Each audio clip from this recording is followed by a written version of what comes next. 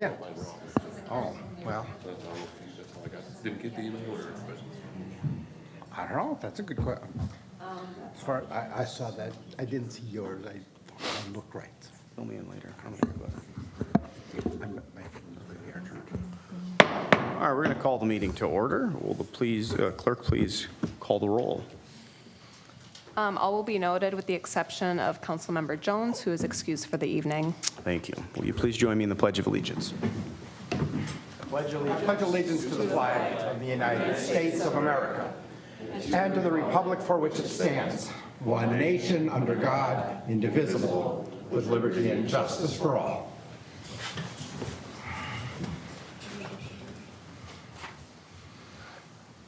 I trust everyone's had a chance to review the minutes. I'd entertain a motion to approve the minutes from the regular city council meeting on April 11th. Second. I have a motion and a second. All those in favor say aye. Aye. Any opposed? Minutes are approved. Item 2B, minutes of the city council work session from April 11th. I'd entertain a motion to approve those minutes. Second. I have a motion and a second. All those in favor say aye. Aye. Any opposed? Those minutes are approved as well. Item 2C, minutes of the city council work session on April 18th. Who would like to move those minutes? to approve. Second. All those in favor say aye. Aye. Any opposed? Those minutes are approved as well. Item 3, adoption of the agenda. We have one addition. We're adding item 8A, the IAF labor agreement and the accompanying resolution. Other than that, does anyone have any corrections or additions to the agenda? Move approval. Second. All those in favor say aye. Aye. Any opposed? We have an agenda. Moving on to item 4, the consent agenda. I'd entertain a motion to approve the consent agenda. So moved. I have a motion and a second. All those in favor say aye. Aye. Any opposed? Motion carries. The consent agenda is approved. Item 5, visitors and presentations. A, the Manitou Days presentation and resolution granting support. Ms. Crawford. Mayor, members of the council, tonight we have representatives from Manitou Days. I think Chair Paul Carlson is here to speak tonight to the City Council. I'd give a brief presentation, and then the council will be asked to adopt a resolution that authorizes staff time and other public resources to support the events. Thank you. Thank you. Mr. Carlson, please.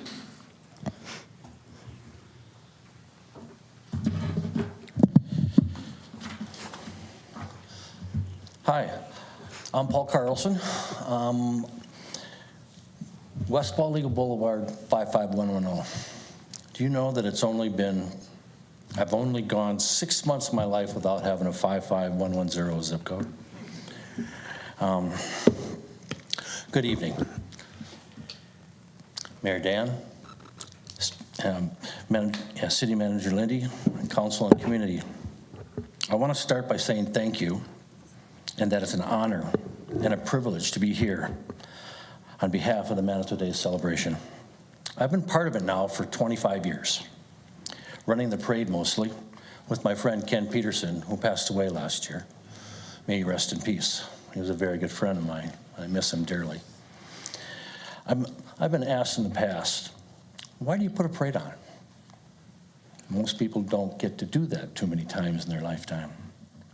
And I say because for the 3 hours this parade's going on, the world's problems just dissolve and go away. I get to be part of it, and I get to watch my grandchildren smile when you sit back and watch them. It truly is an honor. I was asked a few years ago to chair Manitou Days by our good friend Bill Fassard. I think all of us know it, and we can't get away from him too much, but that's a good thing. I said, I have to go home, and I got to ask my wife. And you know what she said? You're going to do it anyway. You've been preparing for this, so do it well, and have some fun doing it. So here I am, and I'm having a blast. This has been a lot of fun, touching people's lives and just trying to make White Bear Lake look good. I get to help set things up so folks can make lifelong memories here in White Bear Lake. How many people really get to say they get to do that? Except maybe when I'm wearing my suit. We have a wonderful city. It has everything that most communities strive to have. It has a downtown, lakes, trails. history, good schools, great people. It's close to the cities and yet still close to the country. I love White Bear Lake. Always have, and I always will. This year's theme is a century of community. The Chamber of Commerce and our Armory, which now houses the White Bear Historical Society, are 100 years old. Both were created to serve.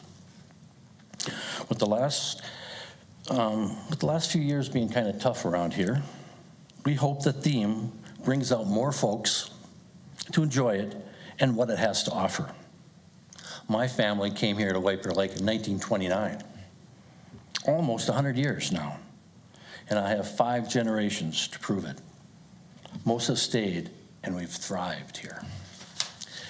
This year's Manitou Days is pretty much the same with a few added additions. So far, we have 35 events, and it kicks off with, of course, Market Fest. Parade, boat show, huge garage sale at the old First Lutheran Church, the button contest, the writing contest, fishing contest, and ending with the fireworks. Probably one of the better ones in the whole northern Twin Cities. There are many other events, so go to ManitouDays.com and grab the White Bear Press pullout schedule when that gets published, and you'll find out all about everything that's going on about it. We have a new event this year. It's an art fair in West Park. In my opinion, White Bear Lake needs a yearly art fair. An art fair brings out the community and the best in people. One of my wife's and I's favorite thing to do. With all that said, there are so many people to thank for setting things up. Planning events, raising funds, strategizing, and a whole lot more details that need to be done to host Manitou Days. I couldn't have done this without them or without you. For all of you listening out there, we need your help. Manitou Days has been going on for over 50 years now, and I would like to see it continue for generations to come. But it takes time and it takes money.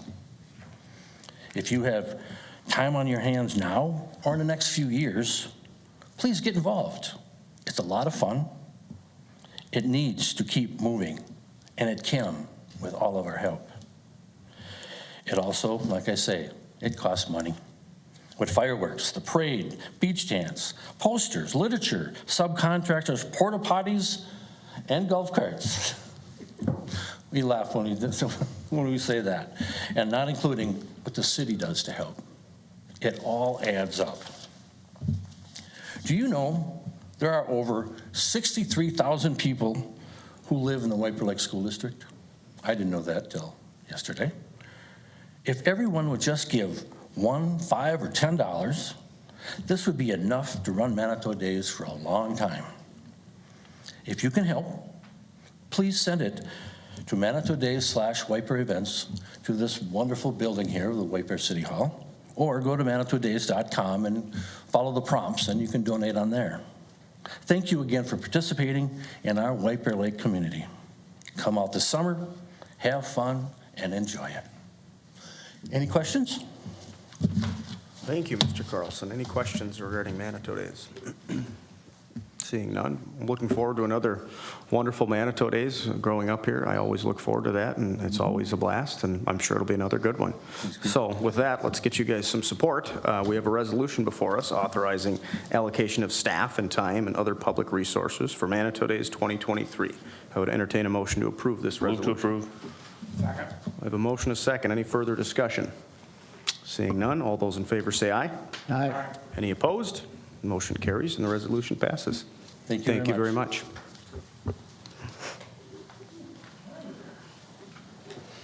All right. Fun item number 2, item 5B, Market Fest presentation and resolution granting support. Ms. Crawford. Thank you, Mayor. Members of the council, we will have a brief presentation from Lisa Beecroft. And then before you, after that, is a resolution that authorizes financial participation and other public resources to support the event. Similar to the city's 2023 budget contains, or similar to last year, our budget contains a $7,000 appropriation for financial support of Market Fest, which assists with electrical, safety, insurance, and related operational costs.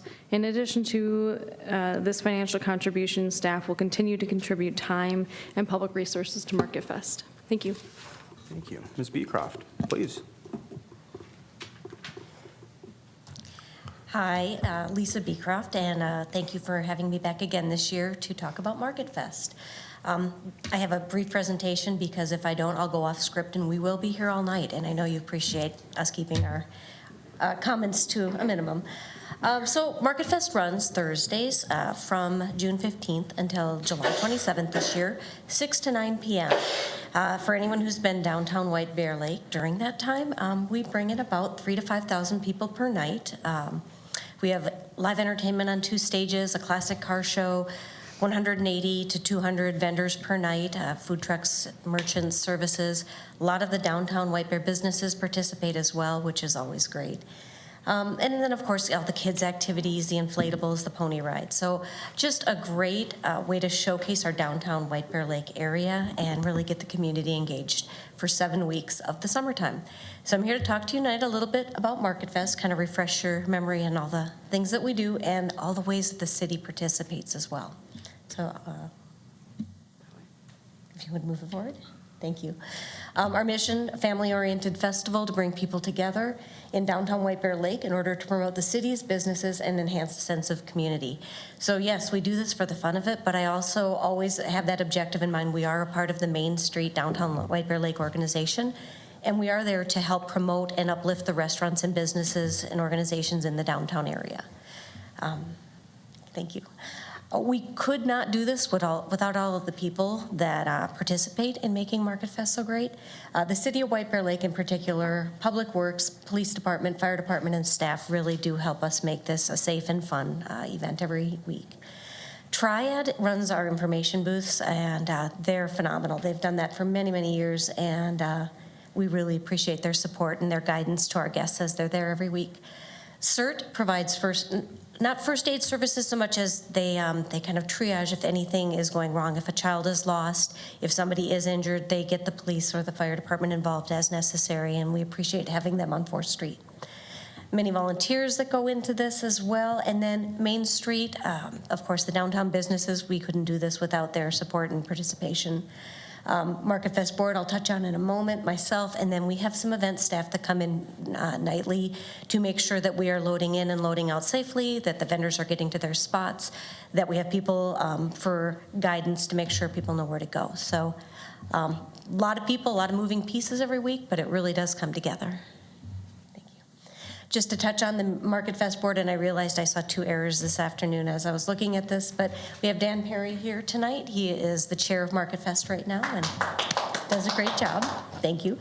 Dale Grambush, who's been with Market Fest for many, many years, still very involved. He's with Dale Grambush Insurance now. Frank Watson, our staff coordinator and a local meteorologist. He does give us guidance on the weather each week and has only been wrong once in the 17 or so years that I've known him. So. Bruce Boucher had to step down as Main Street president due to cancer, but he definitely is somebody that we still reach out to from time to time. I talk to him regularly. I am acting currently as Main Street president, just as full disclosure. I stepped up to fill the opening, and then that will end at the end of this year. Bill Foussard, Paul brought him up. Yep. Yes. What is Bill not involved in? Kurt Hegland, our former Main Street president, and also the guy who helps me with the music coordination and selecting the 14 bands that appear during the summer. John Lupo, formerly of Grandma's Bakery, Shannon McCarty from Soul Cairo, Sean Smith, who has the best hamburgers in the back lot if you haven't tried them. Bill Weigel, our awesome sign guy, who really does make everything shine at Market Fest. So all these people really work hard together too in advising and guiding the strategy for Market Fest each year. So we're celebrating our 33rd year. There's a little history on there. I don't need to read the whole thing. What I do want to mention, we run from 6 to 9 p.m. each night, and at the Advice of the police department, a couple of years ago, we moved our vendor setup from 3:30 and 4:30 to 3:45 and 4:45, even though our roads still close 15 minutes before that, and that really does help with the traffic and minimizing any having to tow of cars or move things around. So we appreciate, again, that advice and guidance that we get from our volunteers and staff persons that work. We'll reopen the roads every week after Market Fest around 9:15, and it clears up pretty good, and the guys and I, we stick around and we clean up until it looks nice and shiny for the farmer's market to be around the next morning. Fun event, we've got live music on 2 stages, one in the gazebo and the other the back lot, which is sponsored by White Bear Mitsubishi. And it's just, different genre of music from country to rock to reggae this year. Really a fun mix of eclectic music that really makes it fun. We have our kids' activity zone, pony rides, the classic car show, and again, all the different food trucks and merchants that come every week. We have our weekly theme weeks, which take place on 4th Street. Some of the popular ones are returning. We have our Manitou Days kickoff, so all of the Manitou Days events are allowed to have a free booth at Market Fest on 4th Street if they want to promote their upcoming events. So often Explore White Bear will promote the beach dance and sell tickets. Is he here? There he is. There he is. And other events, I know the Medallion Hunt will actually have a booth there this year too, so they're still filling in, but yeah, it really does get people excited for Manitou Days. And then we have the Kiddie Parade, which, I don't know, anywhere from 40 to 80 kids participate in that Kiddie Parade, and they travel the perimeter of Market Fest, and then they end the evening at the candy store, every kid's dream. We do have a White Bear Lake History Night. Now, we're sad that the cakewalk has ceased to end, but I hear rumors of having bingo on that corner instead. So fingers crossed, I hope that comes to fruition. But even if it does not, the Historical Society always knows how to bring the fun. So our new theme week, Arts on the Ave, is going to be sponsored by Lakeshore Players. They're still figuring out the details, but they're excited to take control of 4th Street and do some fun activities surrounding arts and theater. We have Biz Kids, Biz Seniors Night, always popular.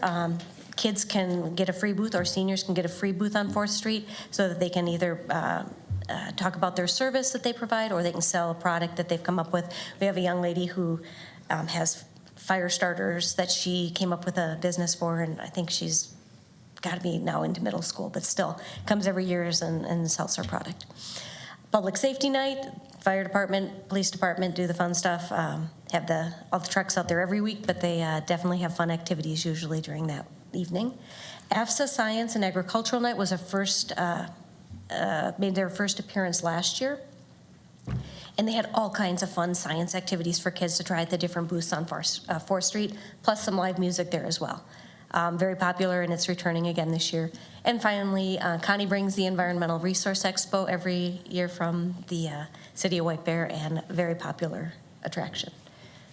Thanks.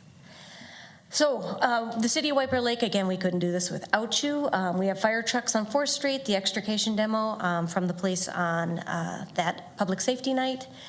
We've got paid officers on site, but also the CERT team is there, and then everybody just kind of jumps in and helps out with the kiddie parade, and I don't even know. I don't have to ask. People just kind of jump in and follow the crowd. There are EMT and CPR demonstrations occasionally on 4th Street at 61, right on that grassy area. I think that maybe depends on staffing, but we always appreciate it and say, go for it if you want to do free displays or whatever. Public Safety Night this year is July 13th, and as I mentioned before, the Resource Fair is on the 27th, our last week. So a little snapshot of last year, 180 vendors. I can make up to 200 fit if we have enough applications, which definitely does fill things in, but it's always fun. We also make about 75% of our revenue from the vendor fees. So 25% comes from mostly sponsorships. There's a little bit of money from Market Fest t-shirts and art cards or other merchandise. So by and large, the vendors are contributors to our revenue. We have food, arts, crafts, merchant services, political parties, farmers market, so all types of different categories. They tend to fall about 25% in each of those categories. We definitely encourage the farmers market vendors and the arts and crafts vendors. It makes just for such a nice pull. And we try to minimize direct lead type vendors and others who are going to compete with our our downtown businesses. But it's a thoughtful mix. The committee and myself, we look at the different vendors and we try to make sure we're getting something that represents White Bear Lake. We do offer special rates to City of White Bear Lake taxpayers. If you are a taxpayer in White Bear, you get a 25% off discount on your all-season vendor fee. Special Service District are the businesses that pay into the Main Street Special Service District. If you're in the footprint, you get a free spot. If you are outside of the footprint, we'll still invite you in and give you 50% off of your booth. So that's a little bit about our vendors. Our map, if you know the craziness of my brain and you see me make this map, times 7, on a given week, 80% of our vendors come every week, so they stay in the same location, but about 20% change from week to week, so I have a very interesting system of keeping track of all the different vendors coming and going. But I do publish weekly maps on the website, and then we also have printouts at the information booths. So if there's somebody you're looking for and you don't see them, we can help you find them in the future. So working on 2023 right now. At a glance for our 2022 profit and loss statement, Charisse Letourneau, who is the accountant for both Main Street and Market Fest, we were actually just working on this today. We did find a discrepancy in the numbers, and so I'm actually reworking them. But our actual net income was around $8,000, not $11,000. We found a double invoice that we're fixing. But aside from that, you can see again, our sponsor revenue, our vendor revenue are predominantly where the money comes in from. And we've proposed a similar budget for 2023 to help us with figuring out what our expenses are versus the revenue that we need to earn. I would just say, I made some notes there, but the things that I want to call out, we have paid Triad and the Boy Scouts who do our cleanup at the end of the night, we've paid them $500 for the season for many, many years, going back to 2007 when I first started working on Market Fest for the first time. So this year we are actually raising that to $700 for both of their stipends, so they get $100 per night. Doesn't even begin to cover the service that they provide to us, but we're grateful for the contributions that they give us. Similarly, I raised up the prices for the musicians. They really took a hard hit during the pandemic, and I know some of them are still struggling to make it back. So I've seen their prices go up, talked with the board, and we have raised our minimum entertainment pricing so that we can make sure we're paying a fair wage to our entertainers. And finally, I also raised up the event staff part of our budget just to make sure, again, that we're staying in time with the trends that are happening out there. But otherwise, it's pretty straightforward for our Market Fest budget, and I'm happy to share with anybody who wants the detailed reports. I can send an email to and make sure you get the full financial records if you would like access to those. So what we're asking for tonight is the agreement with the City of White Bear Lake for funding of $7,000 or $1,000 per night. That helps us offset the cost of the porta potties, the electrician, and the public safety staff that we pay to have on site. Continued support of Public Works. Andy and Mark are amazing, and I am seriously so grateful for all the work that Public Works and Public Safety provide to us each week. But in particular, letting us use the truck and trailer for transportation and storage of the chairs each week, as well as the use of the barricades to keep traffic flowing safely around the perimeter. Participation in Market Fest, we love having them there. The crowd loves having them there. So if it works in their schedule and they want to bring fire trucks out or other vehicles out, we love having them put their displays out each week. And then specifically, presence at Public Safety Week and the Environmental Expo just adds that extra special touch to getting the community involved with our city resources. So in exchange, we'll hold 7 safe and fun nights for our community. We'll provide the activities and the entertainment in a safe setting and promote White Bear Lake as a destination location. So I think that is it. Any questions about Market Fest? Thank you, Ms. Beecroft. Council, any questions? Councilmember Walsh. Thank you, Mr. Mayor. Our $7,000 would be in part of that $25,000 sponsor? That is correct, revenue? yes. Okay, thanks. Yeah. Good call. Anyone else? First off, thank you for all that you do and all the other volunteers. Sorry I didn't say that to Paul the plumber, but from before with Market Fest, but we couldn't do this without all the volunteer help. So with that, we've got a resolution before us. I see no reason why we wouldn't support this, as we have every year. Would anyone like to make a motion? Move to approve. Second. I have a motion and a second. Any further discussion? Seeing none, all those in favor of approving the resolution allocating financial support and other public resources for MarketFest 2023, say aye. Aye. Aye. Any opposed? The motion carries and the resolution passes. Thank you.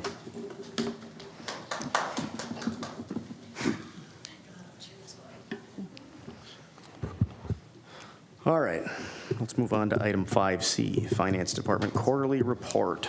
Ms. Kinsvater. Mr. Mayor, members of the council, I'm happy to be here tonight to share some activities that have been happening in the Finance Department in the License Bureau over the first 3 months of the year. In your packet, you had our reports that give you more detailed information. I thought I'd just touch on a few, highlight a couple of items. First, I wanted to highlight the franchise fee. It's a percentage of the Xcel Energy's electric revenues that they sell in our area. Our franchise fee for 2023 is based on activity from 2022, and the amount came in higher than budgeted by about $46,000, which I was shocked. As we look where the franchise fees have been over the last years, I pulled some information back to 2017. So the lowest one was in 2020, where we had $294,000 that we received for the year. And then in 2022, we received a higher amount. We received the highest in that time frame is $336,000. For 2023, we received $371,000. So that's nice. We'll have some extra funds that came in to our general fund to offset expenses, because as we look at the expenditure side, our snow and ice removal expenditures are significantly higher in those first 3 months. In 2022, in that 3-month time period, we received 25.9 inches of snow. And in 2023, we received 53.3 inches of snow. So it's amazing how that can change and fluctuate so much in that 1 year. I'd also like to point out in the refuse fund, we've talked about the recycling market. It continues to be kind of in the down cycle where we are paying to dispose of our recyclables. However, we are paying less now than we did last fall, so I'm hoping that means the market is starting to turn and that we will not be having to pay for processing fees in the near future. So paying not quite half less, but close. And so just a reminder to the council, we've talked about this before, but there are times when we've had minimal recycling fees that have been added to customer bills when the market is down and we're having to pay for the processing of the recycling fees. Right now, we don't have one because the year before, it changes by the year. So if in a year we're paying expenditures, usually in the next year we have the fee to recoup what has been paid out, and then when the market changes, we take it off. The final point that I wanted to make for the finance department report was that Pioneer Manor paid off its debt. There was debt that was issued when we built Pioneer Manor, and we made the last payment in February of 2023. This was not paid by tax revenues. These were paid by rents that were received for the Pioneer Manor residents. So that's very exciting to get to that point. When we change gears and look at the License Bureau continues to be steady. We have in 2023, our transaction totals through March are 20,125, and this is slightly above what we had in 2022, the 19,956 transactions. So the service level has been consistent. The one part I did want to note is that we are going to be changing the hours for the License Bureau starting May 1st. In September of 2021, we added hours so that we were open from 8:30 to 5, Monday and Wednesday, Friday, and we were open from 8:30 to 6 on Tuesdays and Thursdays. And since that time, we've been monitoring to make sure that we are helping customers, that we don't just have staff here and not have any customers come in.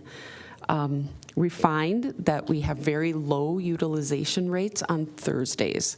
By 5:15, we don't have any customers that are coming through the doors. So we went back and looked at all of those days from the time that we changed to that schedule. And so we're keeping the extended hours on Tuesdays. So we'll be open from 8:30 to 6 p.m. on Tuesdays, but we'll be open from 8:30 until 5, Monday, Wednesday, Thursday, and Friday. So like I mentioned, that was going to be starting on May 1st. Our office hours, as we were going through that analysis, we did ensure that our office was serving customers consistent when we're compared to other area license bureaus. We found that when we made our change to our new hours that we were opening at 8:30 and being open until 5 and 6 on a few nights, that many other departments followed suit and they are open those similar hours. Most of them though only were open one night late. So by dropping our one night that we don't have any customers at, we're consistent with where other license bureaus are. We are continuing to have the 8:30 start time. There are some license bureaus, due to staffing issues, that have changed and they're not opening until 9 a.m. But we are standing with the 8:30 start time. So with that, I'll take any questions that anyone may have. Thank you, Ms. Kinsvater. I have one quick question with regard to the License Bureau.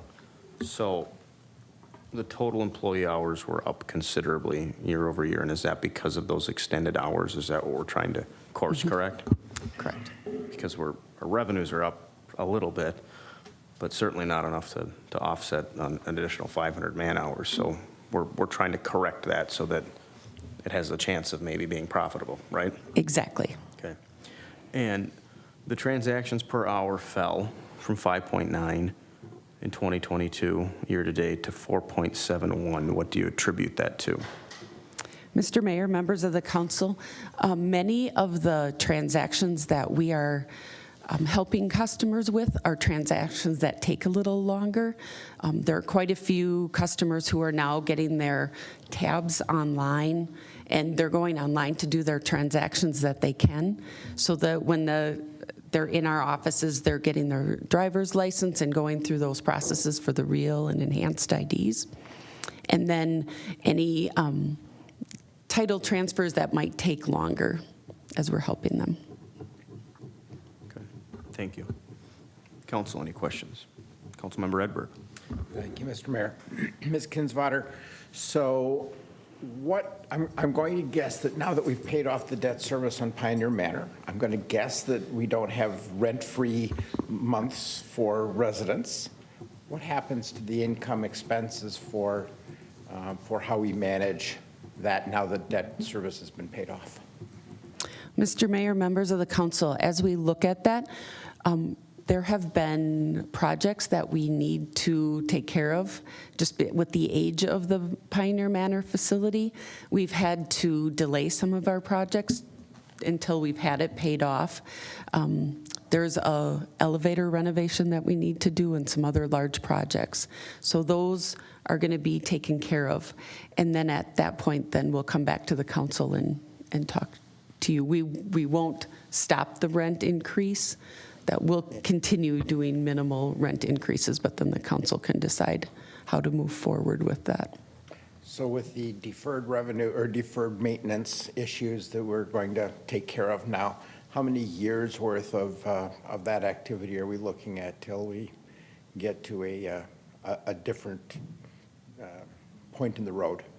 Mr. Mayor, members of the council, I think, if I remember off the top of my head, it's 2 years, maybe 3 years, and then we'll be looking at something else for that. Okay, thank you. Any other questions? Thank you for the report. Appreciate it. Item 6A, 2022 Stormwater Pollution Prevention Program. Ms. Talon.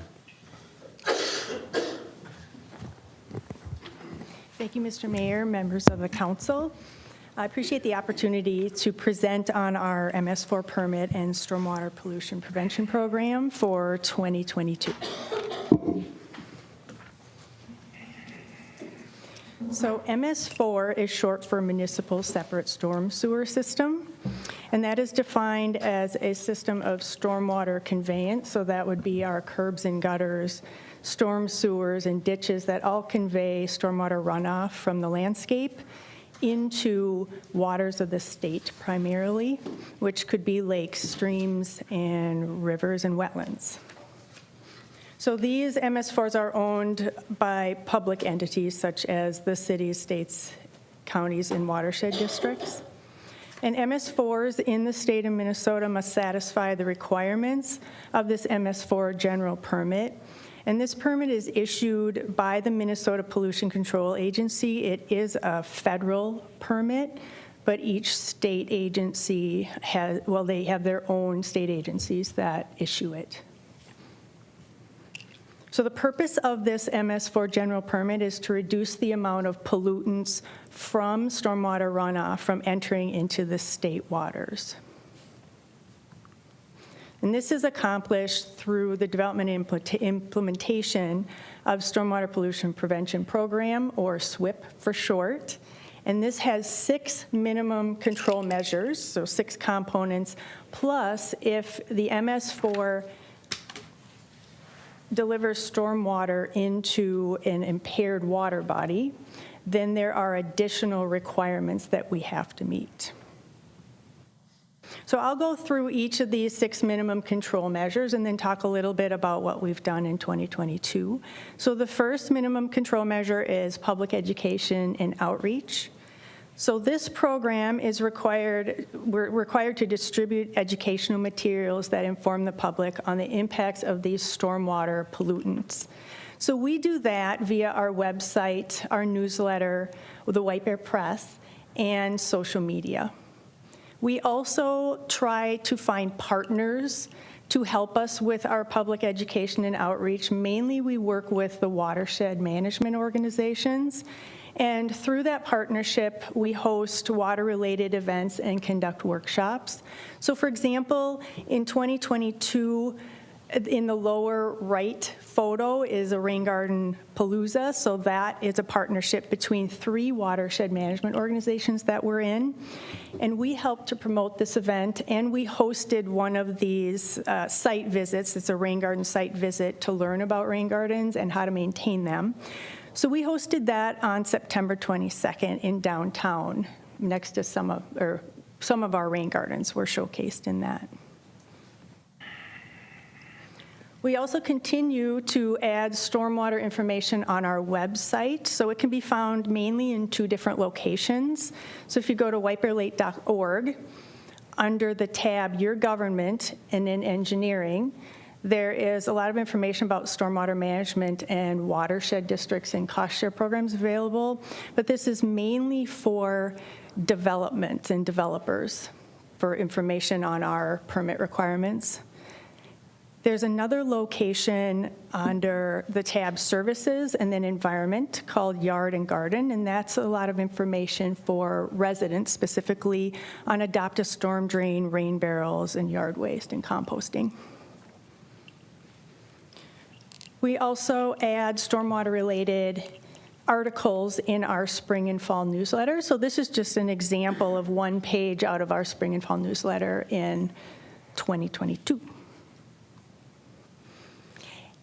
And as we were talking with Market Fest folks, the Environment Advisory Commission hosts this Environmental Resource Expo every year on the last day of Market Fest. So we really appreciate Lisa and the Market Fest board for inviting us back again in 2023 for July 27th. So the Resource Expo in 2022, there were 12 exhibitors, including 2 watershed management organizations that provided information on watershed health and stormwater management. So minimum control measure 2 is public participation and involvement, and that requires that we provide at least one opportunity annually for the public to provide input on our SWIP, or our stormwater program. So this event right now, this public hearing, is meeting this requirement. So I'm providing educational information about our program, and then an opportunity for the public to provide input. And the public can also provide input on our website, so there's a location for that as well. And then we also provide other opportunities for public participation, such as the Adopt a Storm Drain program. So this is a program that is run by the Watershed Partners Coalition through Hamline University. And residents can go to adoptadrain.org and adopt a drain near them, or more if they want to. And they're tasked with just keeping the grate of the storm, or of the catch basin, clean, and then also the curb line that leads to it. So they don't clean inside, just on the surface. And that keeps all that material from washing into our storm sewer and then into the lake. So the city has been a member of this Watershed Partners Coalition since 2019 to help promote this Adopt a Storm Drain program.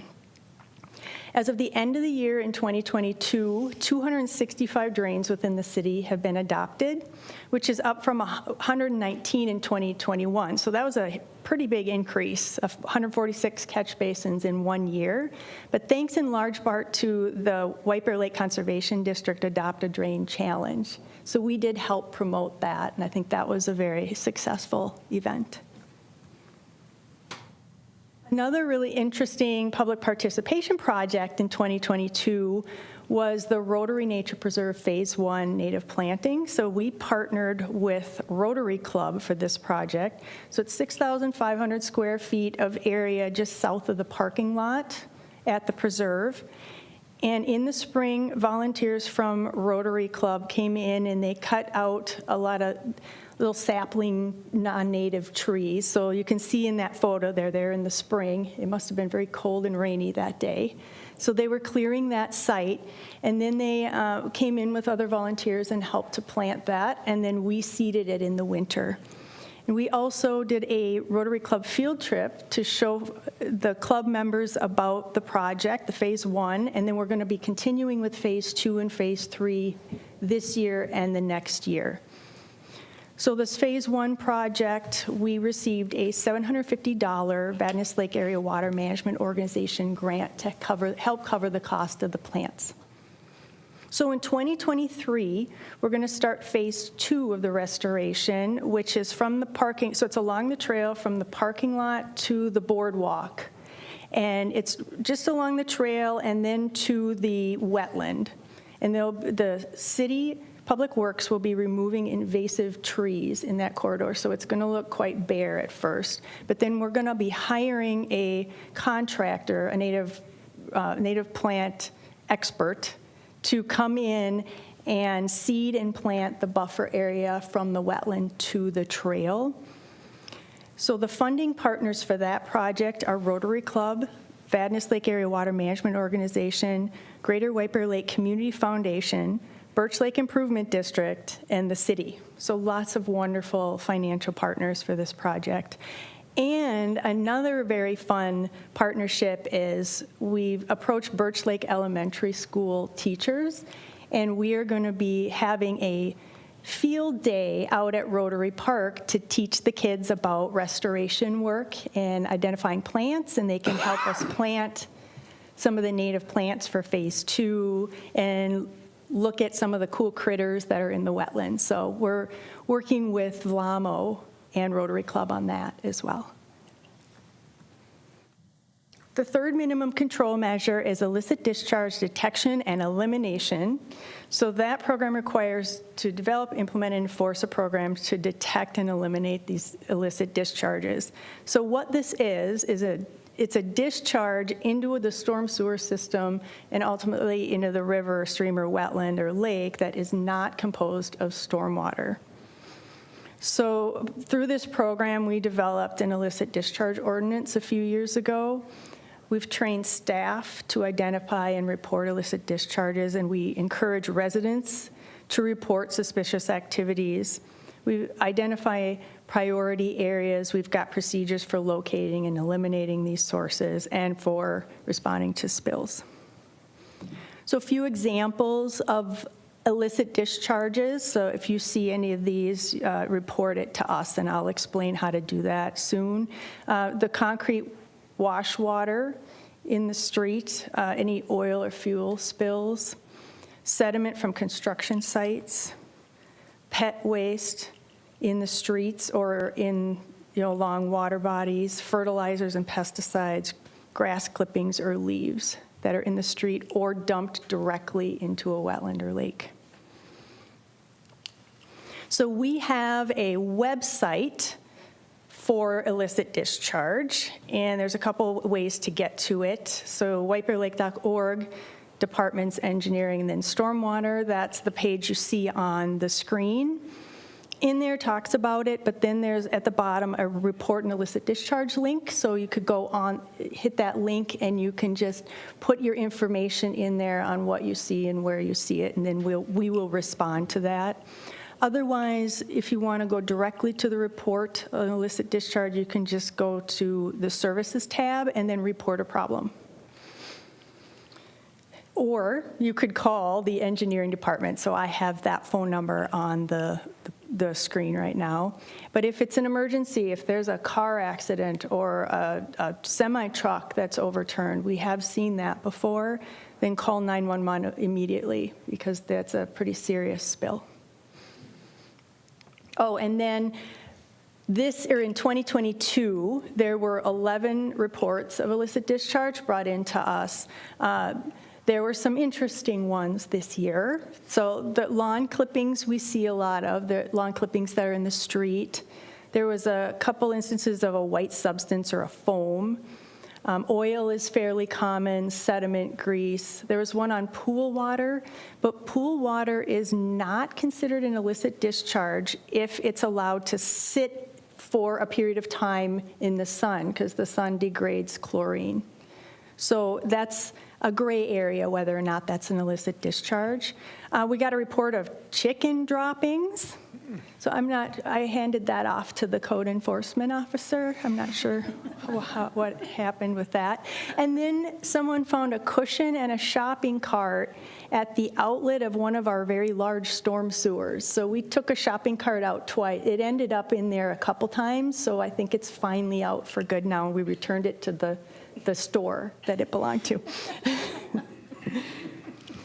So the fourth minimum control measure is construction site runoff control. This requires us to implement and enforce a construction site stormwater runoff control program that reduces pollutants in stormwater specifically from construction activity. So we have an erosion and sediment control ordinance in place. We conduct site plan reviews. So the engineering department, when there's a project application for building permit, we do review the site plans for their erosion control measures. And then our building department does site inspections for erosion control. And then there are also procedures for reports of non-compliance as well. So in 2022, the building department inspected 20 commercial and residential sites. So they go out once a week through the season to each site to inspect that the erosion control measures are in place and they're doing their job. So this is a photo on the left shows that sediment is getting into the street. So that is improper erosion control. And on the one on the right shows that the sediment is properly contained. The fifth minimum control measure is post-construction runoff management. So this requires us requires development to have permanent stormwater treatment facilities. And we have a stormwater management ordinance in place and stormwater design standards that development projects must conform to. The engineering department does the site plan reviews, so I do a lot of reviews to make sure that the sites comply with our stormwater management requirements, which is rate control and water quality.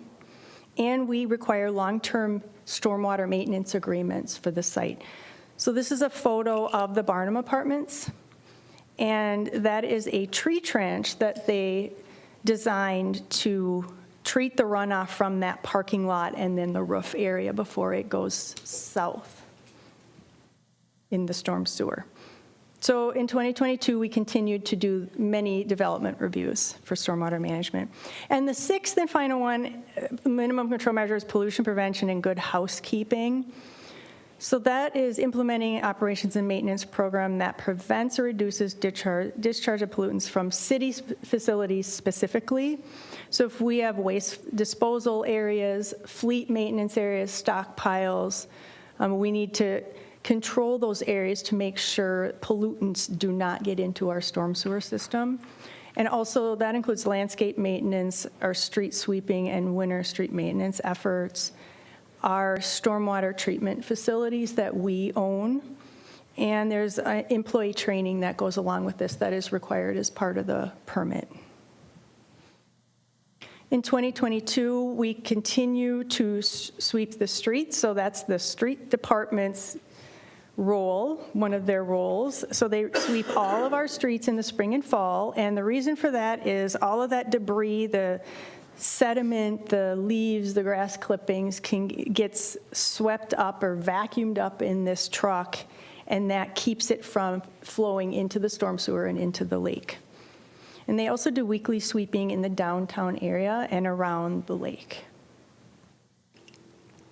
And in the winter, the public works staff calibrates the salt trucks, so we're not putting too much salt down. So we need a certain amount of salt for safety, but we don't want to put too much down because that excess salt is impacting our water bodies. And the public works staff also attends annual smart salt training courses. And the sewer department maintains our storm sewer system, so they inspect the pond inlets and outlets. They inspect our swirl separators, and they remove sediment as needed. So swirl separators are underground systems that collect sediment that's in the storm sewer from the streets and the landscape, and that captures it and keeps it from flowing into our lakes. So then that has to be cleaned out every once in a while. We also have underground infiltration systems that are a similar thing, but they also infiltrate water into the ground. So they're another treatment device, so they need to be inspected and cleaned as needed. And we also contract with a native plant company to maintain all of our rain gardens, and specifically the vegetation in the rain gardens, because rain gardens are also part of our storm sewer system and our treatment system. So they maintain 6 total rain gardens that are city-owned, plus all of our shoreline restoration projects, too. So impaired waters, we do discharge to impaired waters, so we have additional requirements as part of this permit because of that. So the purpose of this impaired water section is to restore lakes that are impaired for specific pollutants. And those pollutants are mainly nutrients in the form of phosphorus, sediment, chloride, and bacteria. And there are others, but those the city doesn't really deal with. Like mercury is more of a state impairment. It's more of an air impairment. So the MPCA is responsible for creating a list of impaired waters that do not meet water quality standards for these pollutants. So the MS4s that discharge to these impaired waters are assigned allowable pollutant loadings. So an allowable amount of a specific pollutant to that lake. So that is called a waste load allocation. So here's a list of all the impaired waters we flow to that have impairments and that we have waste load allocations for. So there's 6 water bodies with nutrient impairment, 2 creeks with bacteria impairment, and 2 lakes with chloride impairment that we need to do something about as part of this permit. So the lakes with nutrient impairments, what we're required to do is, if we're assigned a waste load for nutrients, we must report nutrient reduction progress in our MS4 annual report to the MPCA. So for example, Goose Lake is impaired for nutrients. So if we build something within that watershed that drains to it, such as a curb cut rain garden, we determine how much nutrient or phosphorus reduction that rain garden will give us, and then we can report that to the MPCA as showing improvement and showing a reduction. So in this case, this rain garden reduces about 0.4 pounds of phosphorus per year. And a really interesting project that we worked on in 2022 is the Oak Knoll Pond Spent Lime Demonstration Feasibility Study. So Oak Knoll Pond on the map is shown with where the red arrow is. So it's south of Goose Lake, so south of Birch Street, east of Highland Avenue. And there are a lot of nutrients in this pond, and it outlets through our storm sewer system to Goose Lake, which has a impairment for nutrients. So we partnered with the Vadnais Lake Area Water Management Organization and their consultant, Bar Engineering, to do a study on Oak Knoll Pond to determine if it would be suitable for a spent lime project. So the purpose of that is to reduce the nutrients in that pond, which also would reduce nutrients going to Goose Lake. So spent lime is a byproduct of lime softening at both the St. Paul Regional Water Services and our water treatment plant. So you can see a picture of it in that container. So we would use spent lime from our water treatment plant and spray that in the pond. So there's a picture of someone spraying spent lime in a much smaller pond than Oak Knoll. So this study, the results of that study determined this project to be technically, socially, and economically feasible. So now this year, we're going to move forward potentially with a design and then a spent lime application. So there will be an MOU coming to City Council on May 7th for the design and the application of it for this year. And asking also for a 50-50 cost split with VLAMO, which is already in the approved 2023 SWIP budget. So if the VLAMO board and City Council approves this next step, the application of the spent lime is anticipated this summer around July or so. So that'll be coming up at, I think, your next meeting. So MS4s that are assigned a waste load allocation for bacteria or chloride have new requirements in our permit. So there's an ordinance that we'll need requiring pet owners to remove and properly dispose of pet waste on city-owned land, and an ordinance requiring proper salt storage at private companies, commercial, institutional, industrial facilities. And we need to distribute educational materials on pet waste and salt use each year. And then another really fascinating project for bacteria reduction, specifically in Lambert Creek, because I mentioned Lambert Creek is impaired for high bacterial levels, and specifically during storm events. And that is primarily avian and canine sources. So the arrow is pointing at the Whitaker Pond Biochar project. So to the east or to the right of the arrow is Whitaker Pond. And there's a large drainage area from the city and a small drainage area from the White Bear Township that goes into that pond. So a biochar filtration system was installed in this area, and biochar is an organic material similar to charcoal that acts as a filter to filter out the bacteria and nutrients from the water before it enters into Lambert Creek. So when the pond starts filling up because of stormwater, then it flows over into that biochar and gets filtered out. So that project was completed in the fall of 2022, and it was funded by VLAMO and a Board of Water and Soil Resource grant and an Environmental Protection Agency federal grant. And that is it for my report. Here's a few more photos of the Phase 1 restoration project. And if there's any questions or comments from the audience or anyone later on, my information is on the slide, or it's on the website under contacts. Great. Thank you. Thank you. At this time, I will open it up for a public hearing if anyone would like to speak to this issue. Predictably so. Seeing none, we'll close the public hearing and bring it back to the council. Council, do we have any questions for staff? There's no action items, so anything we need to talk about? Councilmember Edberg. Just two questions. So in this room last night, the whole issue of runoff, construction-related runoff, so activity 4 or 5 was a significant topic of conversation, particularly related to Pepper Tree Pond. I won't get into ask questions about that project specifically, but at some point I would welcome an update on where we're at with regard to the depth and functionality of our pretty little ponds that carry nice names that are actually just water retention facilities, stormwater retention facilities. We have all of these little ponds that people thought they were getting lakeshore property on that are filling up with sediments. That was a particular topic on the Pepper Tree Pond issue.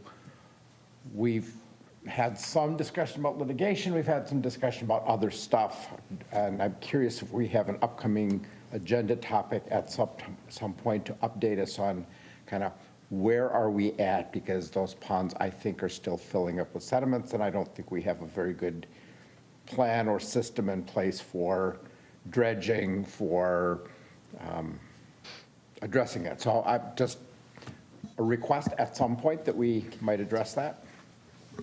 Mayor and Councilmember Edberg, we can certainly talk about that. The funding for all of these projects, in addition to all the grants that we do apply for and receive, thank you to Connie, it comes from our stormwater fund, which is the stormwater rate, and that is still a relatively new fund for the city, and we don't have a large fund balance in there. So we do have to pick and choose.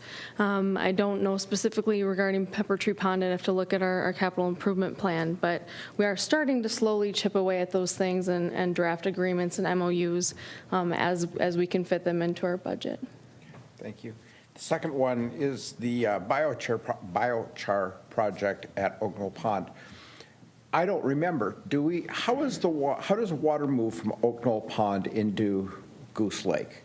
Is it a natural stream? Is it an underground pipe? What's the connection of how we can affect the loading into Goose Lake from Oak Knoll? Oh, yes. Mayor and council members, Oak Knoll Pond outlets through a storm sewer pipe, and that storm sewer pipe continues and collects other water from other areas and ultimately goes right into Goose Lake. Yeah. So, got it. Did we install that? It's not a natural drainage, is it? Am I misremembering our history? Maybe at one time. So when in general, when areas are developed into more urban is when typically storm sewer pipes are added. So before development, it was most likely it would get so high up and it would just overflow over land and maybe through a stream. But I don't know exactly how it was historically. But there's pipes now because of development. So we have used human engineering to facilitate the movement of this crap from one place into and concentrated it into others, which is why we need to take action and try and mitigate that. Yes, and by urbanizing the environment, that creates more pollutants as well. Thank you. Anyone else on the council have a question or comment? Thank you for the report. Appreciate it. I want to just, real quick, if I may, one of our Environmental Commission members is here tonight, so I just want to give a shout out to Bonnie, too. So, Welcome. Thank you. thank you, appreciate it. All right, let's jump into item 7A, variance request monument sign at McNeely Music Center. Mr. Lindahl, whenever you're set up there.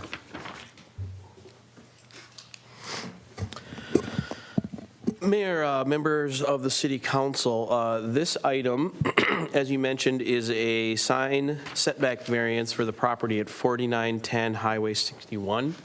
This item was previously before the council back on their April 11th meeting. Just as a quick history, the item had been followed the regular process by being reviewed by staff, going to the planning commission and holding the required public hearing. From there, a recommendation and a staff report was presented to the council at the May 11th meeting. At that meeting, after discussion and hearing some public testimony, the council directed staff to prepare an alternative resolution for this variance, and that is included in your packet tonight. In preparing that resolution, city staff consulted with the city attorney, so that has been proof through his office as well. So with that, there's more detail about the history of this particular project. If the council has questions, I can certainly try to answer those for you tonight. Great, thank you. My recollection of the last council meeting was that there was an appetite to approve this. We just needed to dot some i's and cross some t's and get the resolution correct. So, council, what would we like to do? Mr. Mayor, Councilmember Walsh. just one question, and we don't have the maps. We had maps last time, but we're down to 3 inches on a setback from a boundary or a property border, right? So my question is, who has the other side? I can't visualize this. I haven't been over there. Whose border? What are we up against? Who's the neighbor?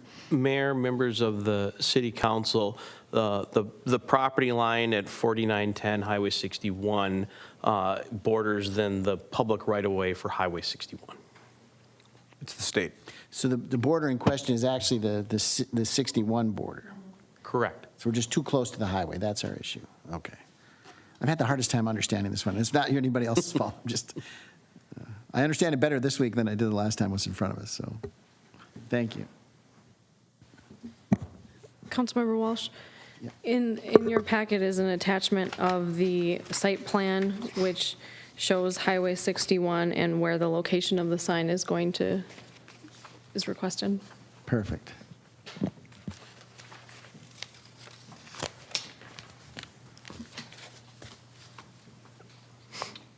Would anyone like to make a motion to approve the resolution? Sure, I'm happy to move approval. I have a motion. Do I have a second? Second. Motion is second. Any further discussion on this? Seeing none, all those in favor say aye. Aye. Opposed? Motion carries and the resolution passes. Thank you.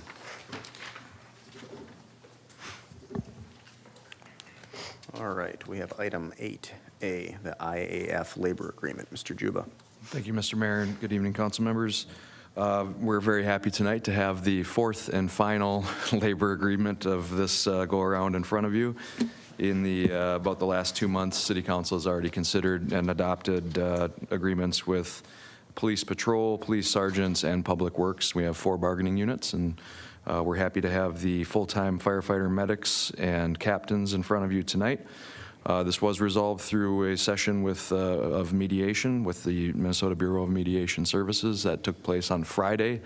The union ratified yesterday morning, and we're happy to have it once again in front of you here tonight for your consideration. Highlights of the agreement: 2-year duration covering 2023 and 2024. Health insurance, if you've seen in past agreements, is city holding their contributions steady with the 2022 levels.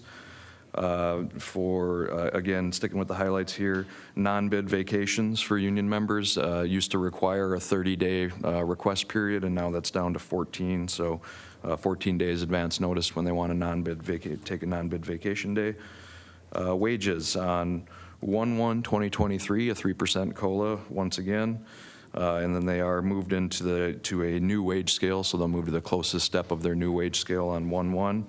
And then their current education and longevity incentive language is removed at that point, which is a considerable part of the past contract for both fire and police. So that was a big item with both of those contracts. And that language will be removed on 1/1, and then on 7/1/2023, members will receive negotiated step movement within the new scale, and a new education incentive for up to 3% is effective at that point. And then 2024 is just a 3% COLA, and then employees move to have step movement on their anniversary dates, which is consistent throughout the other contracts as well. And then I'll remind you once again that this season was a little bit different for negotiations because of the classification and compensation study, which was adopted by council in September.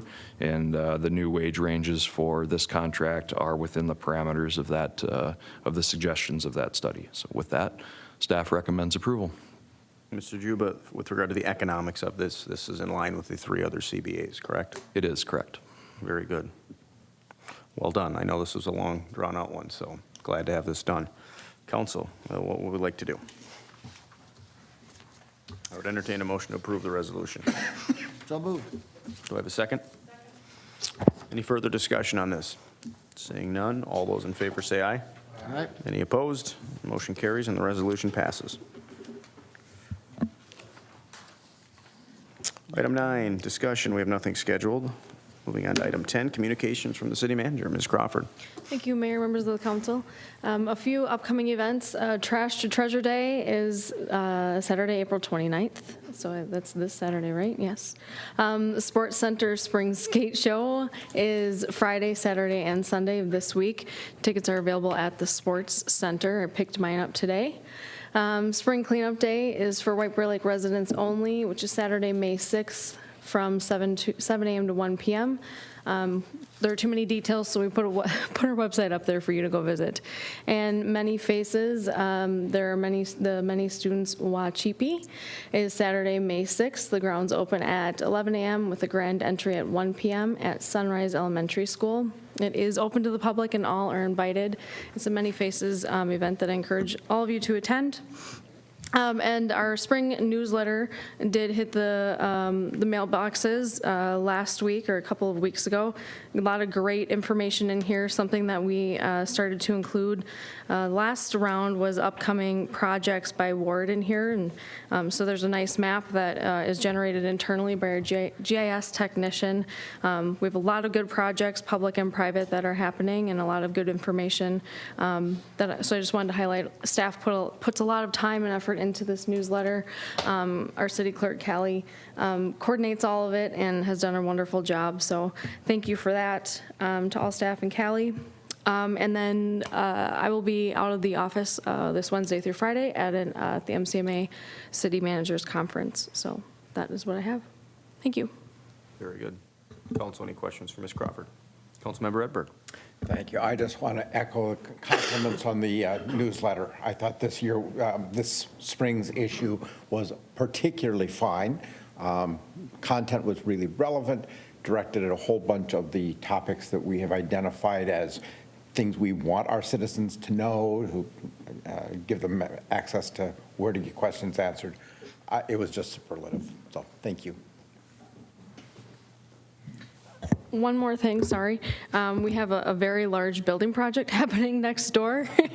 Demolition has started. We're actually a little bit ahead of schedule than what we thought due to road restrictions being lifted. So it's going to continue to be disruptive, but it's very exciting. So just stay out of the way. Good advice. All right. With that, I would entertain a motion to adjourn. So moved. Do I have a second? Second. All those in favor of adjourning, say aye. Aye. We're adjourned.